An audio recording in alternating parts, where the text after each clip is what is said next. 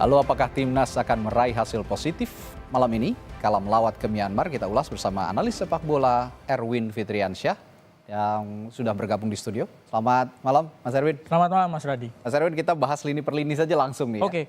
Kita langsung dari belakang. Tapi kalau lihat pola yang dimainkan oleh Sintayong ini sepertinya tidak akan jauh dari 3-4-3 ini ya, perkembangannya. Nah, kalau melihat nama-nama yang ada di sini di belakang saja ada Kakang Rudianto, ada Muhammad Ferrari dan juga Kadek Arel. Ini sudah ideal atau ada nama lain yang bisa mengisi posisi ini yang lebih ideal sebenarnya? Ya, ini sebenarnya pemain-pemain yang punya jam terbang di klub ya, di klub masing-masing itu mereka sudah punya, kayak Kakang itu main di Persib, Kadek Arel sudah main di Bali United, Ferrari di Persija. Ini pemain-pemain yang sebenarnya punya menit bermain yang cukup banyak. Meskipun mereka usianya ini masih di bawah 22 tahun. Jadi ya ini paling tidak ideal. Di semua lini ini pemain-pemain yang ideal yang kita akan mereka-reka. Karena kan ini baru pertandingan pertama. Siapa nih yang akan dimainkan oleh Coach STY itu. Oke, itu tadi lini pertahanan kita. Bagaimana dengan lini tengah kita? Ada Asnawi Mangkualam, ada Raihan Hanan, ada juga Arkan Fikri dan juga Pratama Arhan. Ya. 4 ini apakah ideal? Apakah ada formasi lain atau ada pemain-pemain yang lain lebih fit untuk mengisi posisi ini? Di tengah pemain muda yang U22 mendominasi, kehadiran Asnawi sama Pratama ini sangat terasa karena mereka punya pengalaman yang jauh lebih banyak di level tim senior. Jadi di kiri dan kanan ini sepertinya memang ini sudah hampir pasti ya kalau mereka nggak cedera.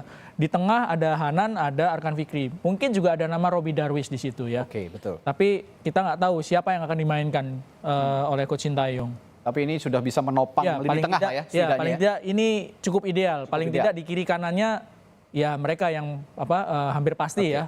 Dan tentu saja baik Asnawi maupun juga Pratama Arhan ini bisa punya influence positif buat dua pemain lainnya yang ada di tengah ini ya. Oke, ini di lini tengah. Lalu kita akan beranjak ke depan, ada Ronaldo Kuate, Hoki Caraka, dan juga Marcelino Ferdinand. Kalau tadi ada 2 pemain senior di lini tengah, sekarang sepertinya 1 pemain 2 ya, dengan Hoki Caraka juga sudah ada di timnas senior ya? Senior ya. Ada 2 pemain timnas senior juga yang ada di U22 ini. Bagaimana melihatnya? Kalau dari lini depan masih ada nama Rafael Struijk.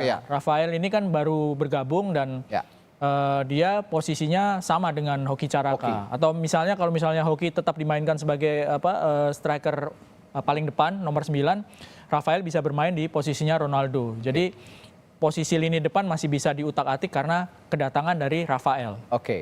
Posisi 3-4-3 dengan komposisi pemain seperti ini. Nah, kalau saya tanya lebih lanjut juga dari formasi 3-4-3 ini, kan Sintayong punya kebiasaannya. Ketika bertahan, formasinya berubah menjadi 5-3-2. Ketika menyerang, menjadi 3-5-2. Nah, posisi atau formasi seperti yang kita saksikan ini, invert begitu, itu impactnya sudah bagus sejauh ini untuk timnas sebenarnya? Kalau untuk menghadapi lawan-lawan, ini kan kita bicara referensinya kan ke kualifikasi Piala Dunia. Ya, betul. Yang secara matematis, secara tradisi biasanya kita berada di bawah Arab Saudi, di bawah Jepang, di bawah Australia.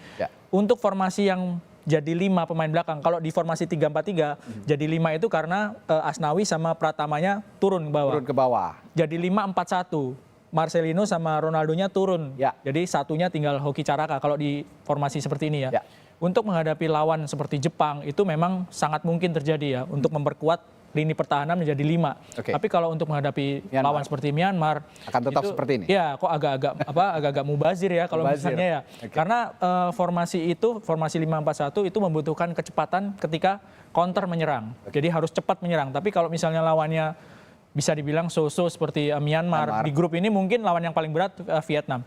Kalau lawan Myanmar sepertinya 3-4-3 ini masih tetap bisa menjadi andalan sih.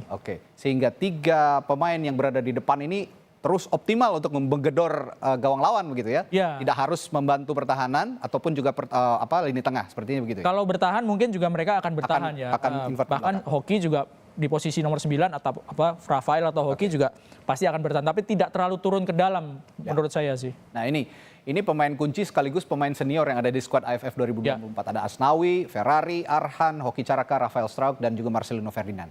Ini diharapkan tadi kita bahas bisa memberikan influence positif untuk pemain-pemain muda kita, karena misinya federasi regenerasi nih sebenarnya ya Betul. di Piala AFF ini. Akan terwujudkah regenerasi itu dengan 5 pemain senior yang ada di Piala AFF sekarang? Ya, kalau secara umur sebetulnya Marcelino, Hoki, Ferrari itu menurut saya belum masuk senior karena mereka masih 20 sebenarnya. Marcelino ini masih 20 tahun. Ya. Tapi mereka punya pengalaman untuk bermain bersama tim senior gitu ya. Marcelino yang paling banyak pengalamannya. Ini kalau untuk regenerasi saya pikir mereka punya peran yang cukup penting. Karena misi dari Coach Sintayong, kita bicara Sintayong, ini pemain-pemain di AFF ini diproyeksikan bisa bermain di SEA Games. SEA Games tahun depan sama kualifikasi Piala Asia U23 ya. Ketika kita tampil di Piala Asia U23 kan masuk ke semifinal yang mengalahkan Korea Selatan tapi akhirnya kalah dari Uzbekistan. Jadi memang ini formasi ataupun pemain-pemain yang bisa jadi punya pengalaman yang dibutuhkan ya. Dan sekaligus mereka bisa mengambil kesempatan ketika kalau misalnya dimainkan. Karena Hoki Caraka, Ferrari, main di timnas senior itu kan menitnya sangat sedikit. Ya, kalah sama pemain-pemain yang abroad. Jadi ini kalau mereka dimainkan, mereka ada di tim ini, mudah-mudahan dimainkan dan bisa maksimal. Tapi saya sebelum lebih lanjut ke pertanyaan lain, saya tertarik dengan posisi Marcelino Ferdinand nih sebenarnya. Dia dalam beberapa game terakhir diberikan keleluasaan, kebebasan untuk dalam tanda kutip mengacak-ngacak area-area pertahanan maupun juga lini tengah lawan. Ketika di AFF apakah Marcelino Ferdinand akan diberikan peran serupa oleh Sintayong? Tergantung lawannya. Kalau di Myanmar ini berarti bisakah dia leluasa begitu? Kelihatan Marcelino Ferdinand ini waktu lawan Arab ya, kelihatan sekali dia perannya free roll ya di belakang penyerang. Tapi dia Marcelino kan bisa bermain di posisi sayap kiri, sayap kanan, di belakang penyerang, dimainkan di gelandang tengah juga bisa. Versatile sekali gitu. Tapi kelihatan sekali kalau misalnya menghadapi Arab kemarin dia free roll dan menghadapi Myanmar tergantung nih dimainin di posisi mana gitu. Kalau misalnya mainnya di belakangnya Hoki Caraka ataupun pemain nomor 9 kita bilang Rafael lah misalnya. Ini bisa seperti ketika menghadapi Arab ketika dia tampil tajam ya, bisa kemana ke kiri kanan ataupun turun sampai ke lini tengah. Peran dari Marcelino sangat penting sih menurut saya. Nah, mostly analis dari sepak bola memprediksi Rafa Strauk ini belum bisa atau belum akan diturunkan melawan Myanmar. Nah, kira-kira Rafa akan bisa juga diturunkan di Myanmar, melawan Myanmar di babak kedua ataupun di paruh waktu yang lain atau justru di pertandingan berikutnya melawan Vietnam? Kalau melihat biasanya kalau pemain baru datang gitu, idealnya nggak dimainkan dari menit-menit awal ya. Atau mungkin 15 menit akhir.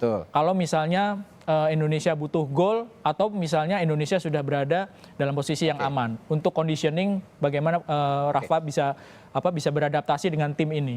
Terakhir untuk membungkus pembahasan kita malam hari ini, dari 1, 2, 3, 4, 5, 6 pemain senior yang ada di skuad AFF, realistisnya kita bisa melaju sampai babak mana?